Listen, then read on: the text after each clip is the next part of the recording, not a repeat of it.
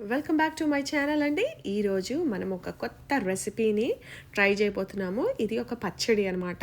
ఇడ్లీలోకి కానీ, దోశలోకి కానీ, ఉప్మాలోకి కానీ, లేకపోతే రైస్లో కానీ తినే పచ్చడి అనమాట. ఈ పచ్చడి ఏం పచ్చడి అంటే పనస ఇత్తనాల పచ్చడి అండి. అవునండి, మీరు వింటుంది కరెక్టే. పనస కాయ ఉంటుంది కదా, జాక్ ఫ్రూట్లో కూడా విత్తనాలు వస్తాయి. నార్మల్గా అయితే మనం జాక్ ఫ్రూట్ విత్తనాలని కాల్చుకోనో లేకపోతే కూర వండుకొని తింటాము. కొంతమందికి అవి నచ్చవు. కాబట్టి ఈ విధంగా ఇంకొక వెరైటీగా ఈ పనస విత్తనాలను జాక్ ఫ్రూట్ సీడ్స్ని ఉడకబెట్టి ఇలా ఈ విత్తనాలని ఉడకబెట్టాలండి. ఉడకబెట్టేస్తే వెంటనే ఆ తోలంతా వచ్చేస్తుంది. తోలునంతా ఉడకబెట్టిన తర్వాత అవి పీల్ చేసేసుకోవాలి. పీల్ చేసుకొని ఇలా శుభ్రంగా తీసి పెట్టుకోవాలన్నమాట. ఇప్పుడు సపరేట్గా నేను ఇప్పుడు ఒక కప్పుడు పనస విత్తనాలకి ఇన్ని పచ్చిమిరపకాయలు తీసుకుంటున్నాను. మరి పచ్చిమిరపకాయలు అంటే మనకు టేస్ట్కి తగ్గట్టు కారం ఎంత తింటామో దాని ప్రకారంగా తీసుకోవాలి.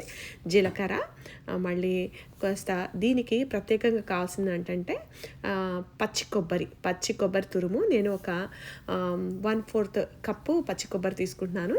చింతపండు, నేను ఇక్కడ చింతపండుకు బదులుగా క్రాన్బెర్రీ వేసుకుంటున్నాను. మీరు చింతపండు వేసుకోవచ్చు.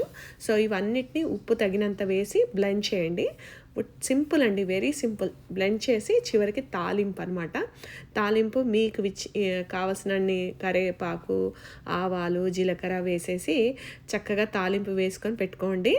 మరి ఈ తాలింపులో ఈ గ్రైండ్ చేసుకున్నటువంటి ఈ పేస్ట్ని అంతా కలిపి వేసుకుంటే టేస్ట్ చేస్తే చాలా బాగుంటుందండి.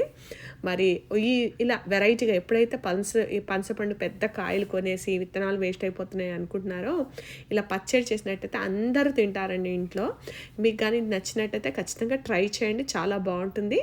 ఆరోగ్యానికి కూడా మంచిది. ఇది ఒక ఓల్డ్ ట్రెడిషనల్ పచ్చడి అనమాట. కేరళలో ఎక్కువ తింటారంట ఇలాగా. థ్యాంక్స్ ఫర్ వాచింగ్ అండి. Please like and share this video. Thanks for watching.